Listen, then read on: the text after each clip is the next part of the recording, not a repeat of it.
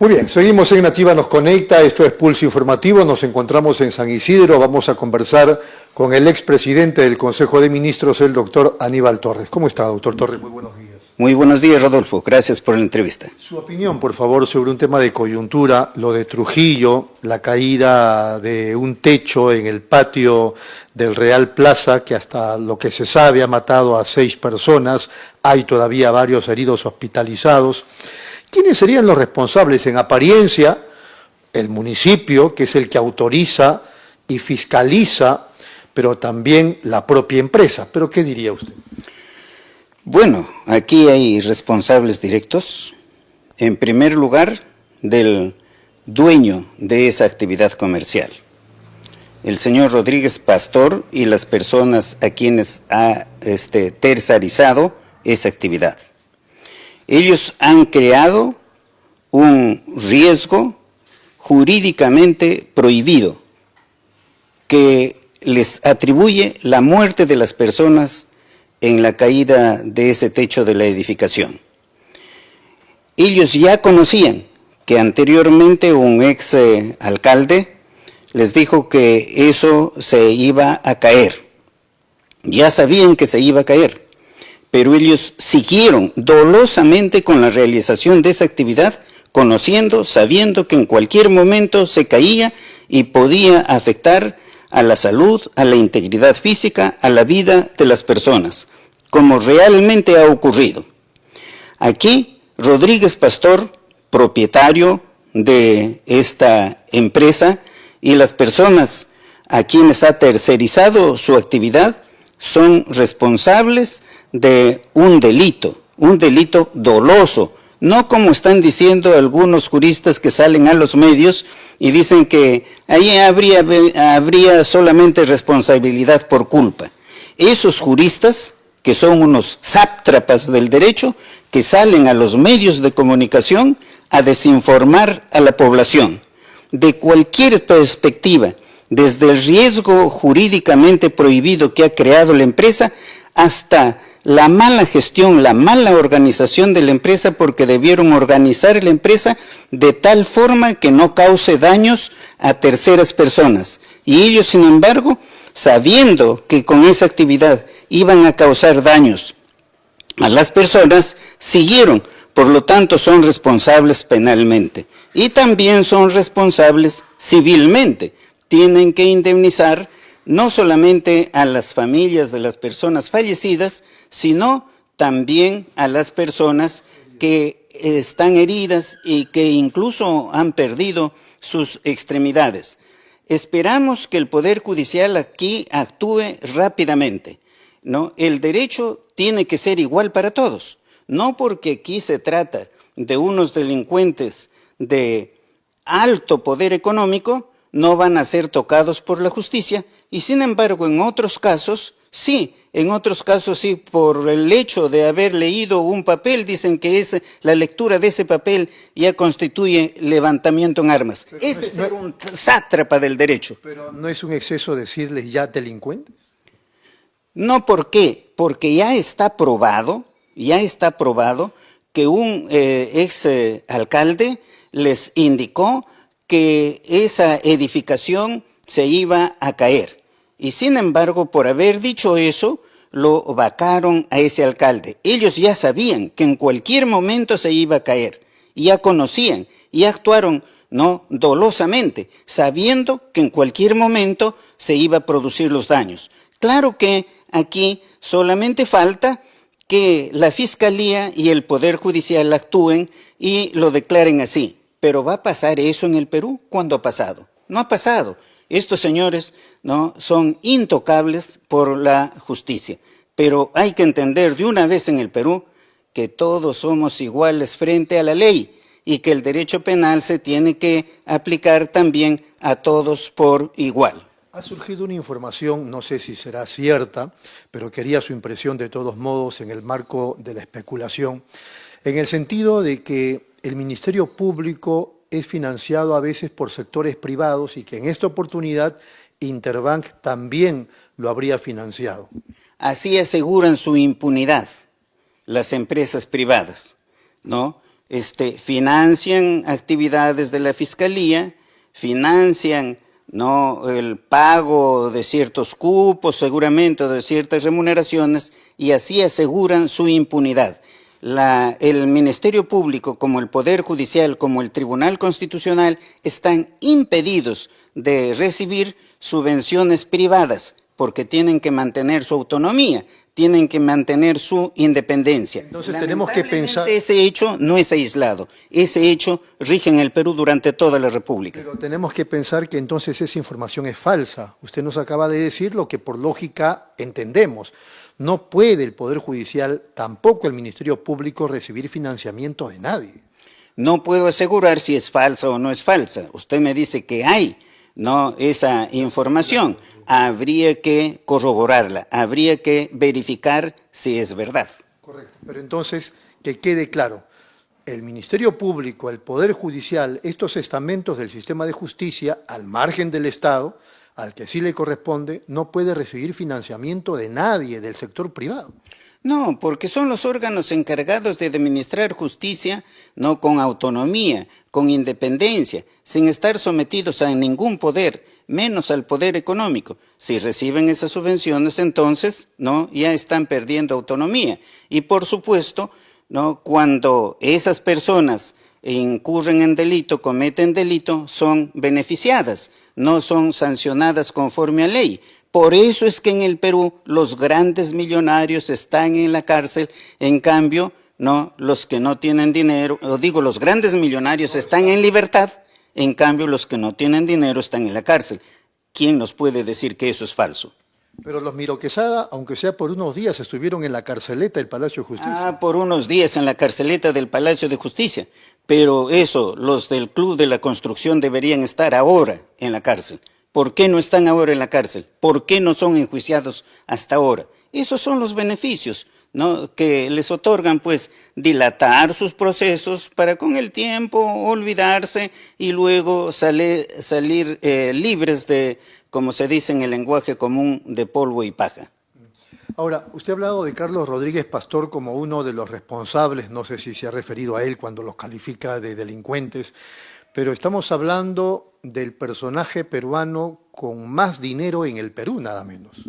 Bueno, la Constitución, los tratados internacionales a los cuales está adherido el Perú, establecen expresamente que todos los ciudadanos somos iguales frente a la ley. Si todos somos iguales frente a la ley, el que comete un delito tiene que ser procesado y tiene que ser sancionado.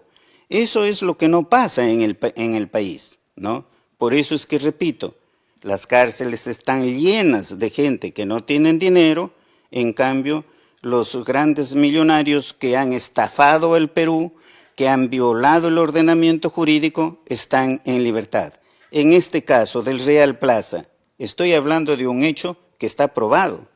El hecho que está probado es que un alcalde les dijo que eso se va a caer y inmediatamente lo vacaron a ese alcalde. Y aquí hay otros responsables, por supuesto, los que tenían la facultad de cerrar, de quitarle, de clausurar ese local y no lo hicieron. También el Congreso de la República, al dar leyes, ¿no?, que prácticamente prohíben que se hagan las inspecciones correspondientes. Y es más, hay otros más avesados delincuentes en el Congreso de la República, ¿no?, que han presentado proyectos de ley para que las inspecciones otorgadas sean indefinidas, indeterminadas. ¿Ya retiraron el proyecto? Bueno, pero así lo hayan retirado, miren la intención de estos sujetos, que son los que están en el gobierno, que son los que allí están legislando.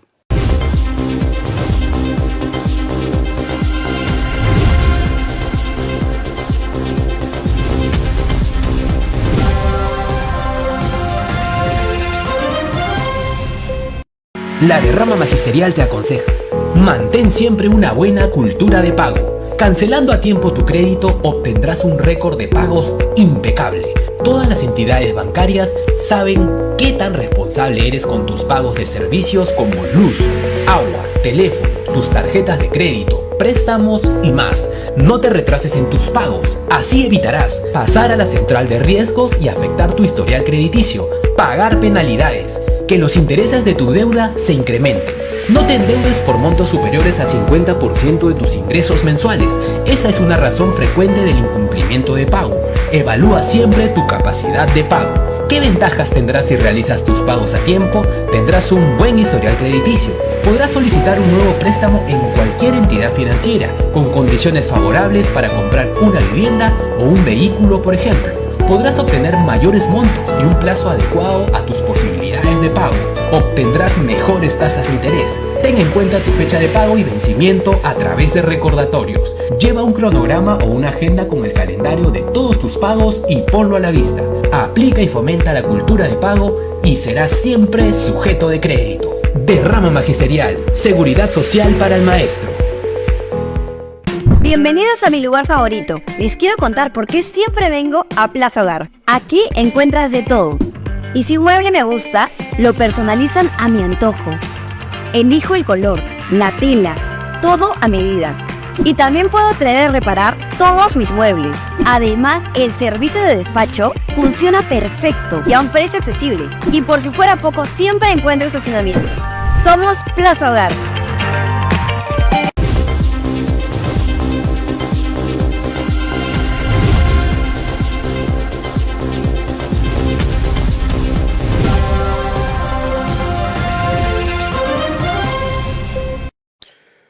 Muy bien, seguimos en Nativa Nos Conecta, esto es Pulso Informativo y ahora les presentamos la segunda parte de la entrevista que le hicimos al ex premier o presidente del Consejo de Ministros en el gobierno de Pedro Castillo. En esta segunda parte, entre otras cosas, van a escuchar ustedes a Torres refiriéndose a la circunstancia en la que se produce no solamente el mensaje pretendiendo dar un golpe de Estado, sino la previa. Él dice que junto con Pedro Castillo sabían que Dina Boluarte en la trastienda estaba negociando la cabeza de Pedro Castillo, o sea, su derrocamiento.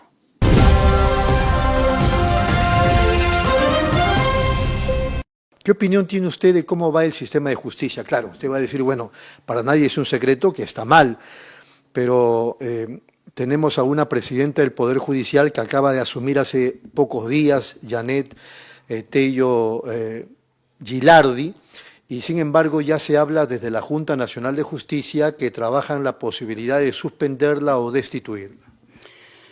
Bueno, fíjese, yo he dicho una y mil veces lo que es la realidad. En los poderes públicos, absolutamente en todos, hay personas decentes, probas, honestas, los hay, pero son las menos.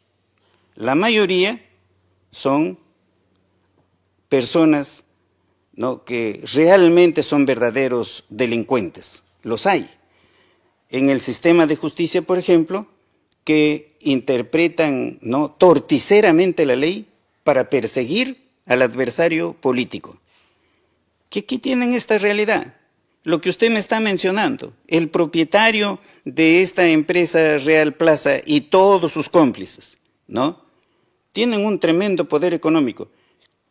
¿Ya los llamaron al Ministerio Público? ¿Ya hay investigaciones avanzadas contra ellos? ¿Qué cosa dijeron? ¿Qué cosa declararon? No hay nada. ¿Por qué? Porque tienen poder. Tienen un poder superior a los poderes del Estado. Eso es la verdad. En el Perú lo que hay que hacer es terminar con eso. Pero ¿cómo vamos a terminar con eso? Si en eso están implicados la policía, las Fuerzas Armadas, el Tribunal Constitucional, el Ministerio Público, el Poder Judicial, la Junta Nacional de Justicia, ¿no?, la Defensoría del Pueblo, la Contraloría General de la República. No, somos un desastre. La Contraloría que ha dicho que no hay desbalance patrimonial. En la ya ve usted, no, estoy mintiendo, no, estoy diciendo la realidad. Con ello no quiero decir que en todas estas instituciones hay personas probas, hay personas honestas, pero que lamentable seguramente son las menos. ¿Usted cree que Yanet Tello está en ese grupo? Mire usted, yo creo que la presidenta del Poder Judicial y la fiscal de la Nación actualmente son dos personas, ¿no?, que están actuando desde mi perspectiva correctamente, salvo que haya algo ilícito, pero que realmente no se tenga que probar. Lo otro de abrirles investigaciones sumarísimas, ¿no?, con un plazo de 10 días para destituirlos inmediatamente, eso es persecución política. Eso es ya que los delincuentes están atacando a las personas decentes. Última pregunta, ¿cómo va su situación legal, doctor Aníbal Torres? Bueno, como ustedes saben, el día martes 4, creo, se inicia el juicio oral. Como usted mismo conoce, yo no puedo hablar, por supuesto, de lo que se diga allí, de las pruebas que están actuando en el juicio, hasta que se actúen estas, salvo de aquellas que se han hecho públicas. El tema es delito de rebelión. Delito de rebelión. El tema es delito de rebelión, ¿no? Aquí hicieron una requisa en mi domicilio, encontraron un documento que es del 2018, ¿no?, donde habla del Consejo Nacional de la Magistratura, que desapareció en el 2021, de la destitución del fiscal Chávarri, que fue destituido en comienzos también del 2021, ¿no?, que habla del cierre del Congreso. El cierre del Congreso se produjo con el gobierno de Vizcarra, ¿no? Pero yo he mandado a hacer una pericia grafotécnica de ese documento. En el documento el perito encuentra que hay 3 tipos de letra y ninguna me corresponde.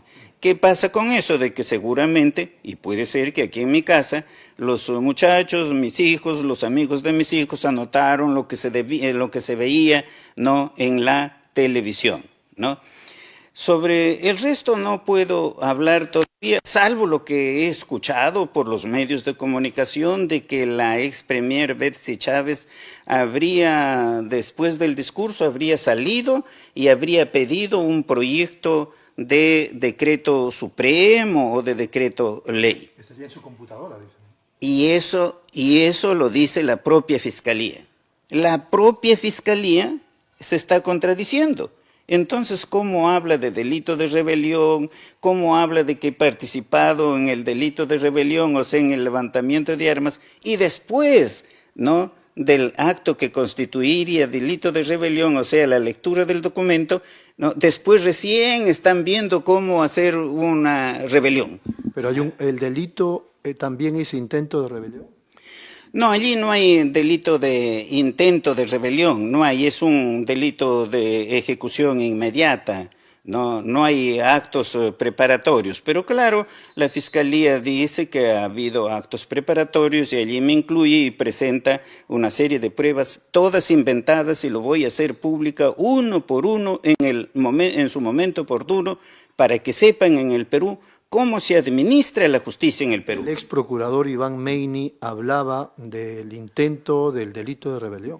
Bueno, no, lamentablemente tenemos como magistrados a personas que yo no sé dónde han estudiado derecho.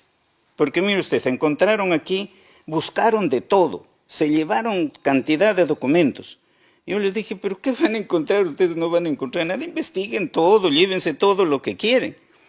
Y investigando arriba en mi escritorio, encontraron un artículo que yo he escrito, creo que algunos años, sobre la Asamblea Constituyente. ¿Y sabe qué hizo el fiscal? Lo agarró el documento, lo estrujó junto aquí a su pecho, como que ya encontró la prueba del delito, ¿no? Entonces, como yo vi en ese momento que estaba frente a una ignorancia monumental, solamente guardé silencio, ya no le dije nada. ¿Para qué a una persona que ignora totalmente lo que es el derecho lo voy a discutir? No, me quedé callado. Y después presenté, y obra en el expediente, los sílabos de todas las universidades, ¿no?, donde ese tema de la Asamblea Constituyente está allí. Eso se trata, ¿no?, en todo curso de Derecho Constitucional. Pero en manos de ellos estamos. Muy bien. El 4 entonces arranca el juicio oral. Es, el 4 arranca Perfecto. el juicio, sí. El tema político y electoral, el 2026 se supone que son las elecciones, hasta abril la presidenta Dina Boluarte tiene plazo para convocarlas. ¿Qué impresión tiene de cómo va esto? A mí me da la impresión particularmente como que no hay el mayor ánimo de hacer alianzas. ¿Qué dice usted? En primer lugar, tenemos que decir lo que está haciendo el Congreso. El Congreso está haciendo todo lo posible para que el 2026 gane la señora Keiko. Por eso es que está limpiando el camino para que prácticamente se quede solamente la señora Keiko. Y por eso es que está sacando del camino a varios posibles candidatos. Tiene usted allí con las inhabilitaciones, ¿no? Que ya son varias, ¿no? Eso es lo que persigue. Ya tiene a la Junta Nacional de Justicia. Ustedes averigüen, ¿no?, con relación a un miembro de la Junta Nacional de Justicia que cuando yo fui miembro del Consejo viajó a España, ¿no?, también pagado para dar allí una conferencia sobre César Vallejo, como si no hubieran, ¿no?, personas entendidas en César Vallejo, era magistrado supremo, pero se fue. Esa calidad de personas está en la Junta Nacional de Justicia. ¿Para qué se ha puesto eso allí? Precisamente para que hagan esto, ¿no?, de perseguir, en este caso, a la fiscal de la Nación y a la presidenta del Poder Judicial, ¿no? Siguiendo esa lógica suya, entonces los partidos políticos, los 40 y tantos, y los que están haciendo la cola para participar del próximo proceso electoral son tontos útiles. Mire usted, no hay otro camino, pero al final todos se tienen que unir. La unión de todos o de la mayoría no necesariamente va a ser constituyendo frentes, no, sino que el Congreso nos podrá sacar a algunos, pero queda un montón de gente capaz, que todos pueden llegar al Congreso a ser mayoría y recuperar la democracia y terminar con esta dictadura con la que vivimos actualmente. ¿No es entonces que ustedes están pisando el palito y están siguiendo todo asunto de un fraude que se nos viene? No, es muy posible, ¿no?, un fraude allí, ¿no? Pero para eso Entonces, hay... ¿por qué participan ustedes, los políticos, de ese fraude? Para eso hay que trabajar, ¿no?, todos aquí uniéndonos para impedir el fraude.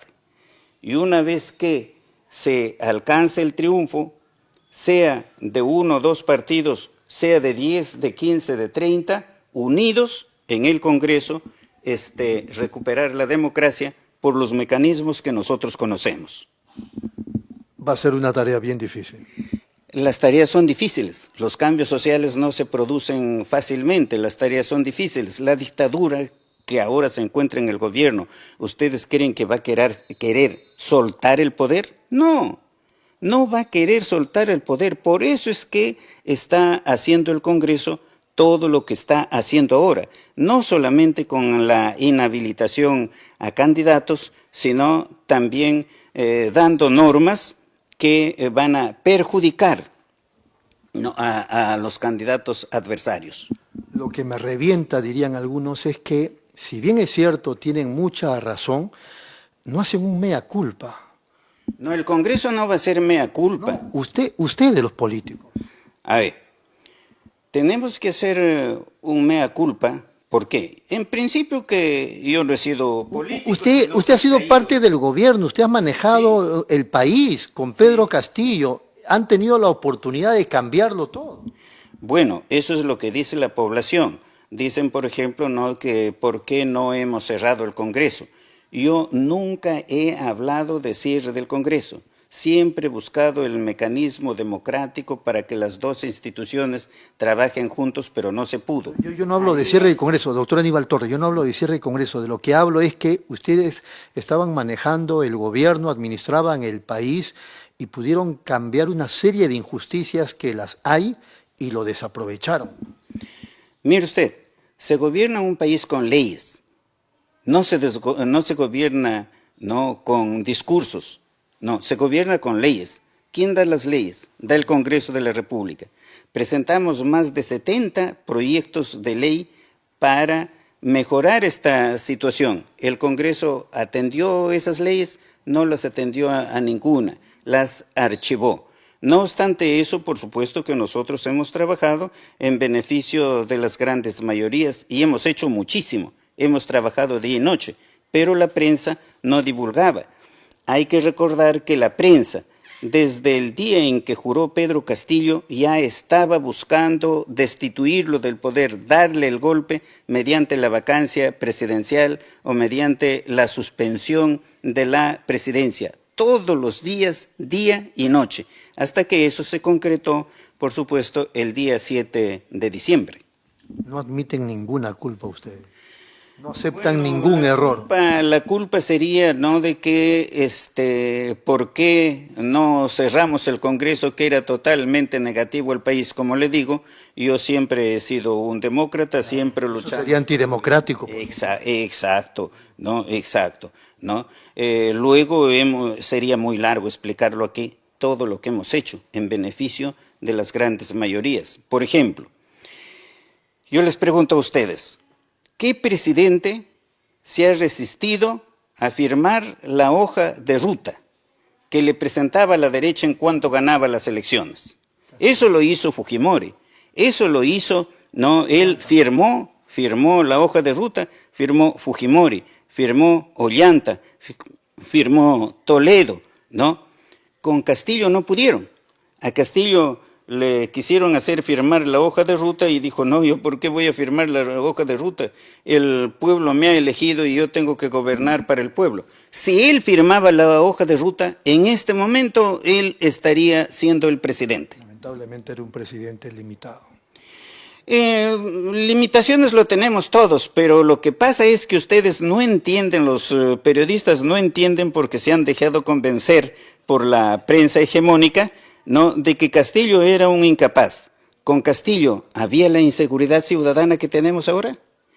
Si estos son personas capaces, ¿no?, ¿por qué tenemos la inseguridad ciudadana en esa situación? La conformación de su gabinete ministerial era una vergüenza. Había allí eso había, y por eso Castillo dijo que se investigue a estas personas y que se le aplique toda la ley si es que verdaderamente han cometido delito, ¿no? El dinero ahí en el baño de Palacio, la casa de Zarratea. Eso, por ejemplo, ¿no? Se habla del dinero en el baño del Palacio, pero ustedes no conocen que allí las oficinas son pequeñas y en el baño se ha puesto un armario. Yo también. En el baño tenía un armario en donde tenía mi ropa. Las declaraciones de Marrufo que le pagaban. Las declaraciones de Marrufo, ¿ustedes por qué no difunden que Colchado dijo públicamente que él le ha instruido a Marrufo para que diga eso? Colchado debería estar procesado en este momento judicialmente por haber hecho eso. ¿Está procesado? No. ¿Por qué no dicen eso? ¿Por qué no dicen que el presidente del Congreso, el día anterior, el día 6, ya tenía la banda presidencial para Dina Boluarte? ¿Por qué no lo dice la prensa? ¿No? Y Dina Boluarte era del equipo de ustedes, Fíjese la incapacidad del gobierno, que tenía gente infiltrada. Y ella ya estaba digamos, en la trastienda haciendo su negocio político. No, lo sabíamos que estaba haciendo su negocio allí para derrocar a Pedro Castillo. Pero no sabían y no hicieron nada. No se podía, pues era la viceministra elegida y además como enemiga consideramos que era mejor tenerla cerca que tenerla lejos, porque tenerla lejos era incentivar más, ¿no?, la caída de Castillo más rápidamente. Nosotros sabíamos que nosotros teníamos que caer, eso lo sabíamos. Sabían que tenían que caer. Nosotros, más bien todavía nos sorprendió que duremos más de 1 año y medio. Porque con ese poder extraordinario que había en contra de Castillo, ¿no?, de todas maneras pues se iba a caer, ¿no? No se podía hacer nada. Democráticamente no. Era imposible hacer algo. Porque, como le digo, para que el Ejecutivo pueda hacer algo, tiene que contar con leyes. ¿Y qué hizo el Congreso? Concentró todo el poder. Y ahora concentra todo el poder. Por eso usted declaró una vez, correrán ríos de sangre.